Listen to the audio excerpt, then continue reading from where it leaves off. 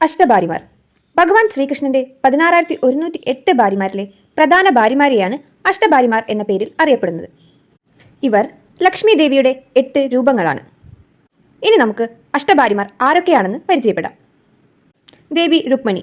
ഭഗവാൻ ശ്രീകൃഷ്ണന്റെ പ്രഥമ പത്നിയും റാണിയുമാണ് ദേവി രുക്മിണി. വിദർഭ രാജാവായ ഭീഷ്മകന്റെ പുത്രിയും രുക്മിണിയുടെ സഹോദരിയുമാണ്. ലക്ഷ്മി ദേവിയുടെ പൂർണ്ണാവതാരമാണ് രുക്മിണി ദേവി. സത്യഭാമ. യാദവനായ സത്രാജിത്തിന്റെ പുത്രിയാണ് സത്യഭാമ.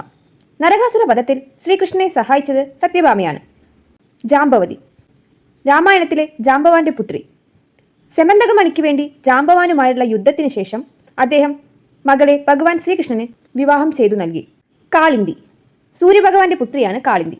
അർജുനോടൊപ്പം യാത്ര ചെയ്യുമ്പോഴാണ് ഭഗവാൻ ശ്രീകൃഷ്ണൻ കാളിന്തിയെ കാണുന്നത്. പിന്നീട് ഭഗവാൻ അവരെ വിവാഹം കഴിക്കുന്നു. മിത്രവിന്ദ. അവന്തി രാജ്യത്തിലെ രാജകുമാരിയാണ് മിത്രവിന്ദ. സ്വയംവരത്തിലൂടെയാണ് മിത്രവിന്ദ ശ്രീകൃഷ്ണനെ പതിയായി സ്വീകരിക്കുന്നത്. നഗ്നാജിതി. കോശല നരേശനായ നഗ്നാജിത്തിന്റെ പുത്രി. ഭദ്ര. ശ്രീകൃഷ്ണന്റെ പിതൃ സഹോദരി പുത്രിയാണ് ഭദ്ര. ലക്ഷ്മണ. മദ്ര രാജാവിന്റെ പുത്രി. സ്വയംവരത്തിലൂടെയാണ് ശ്രീകൃഷ്ണനെ പതിയായി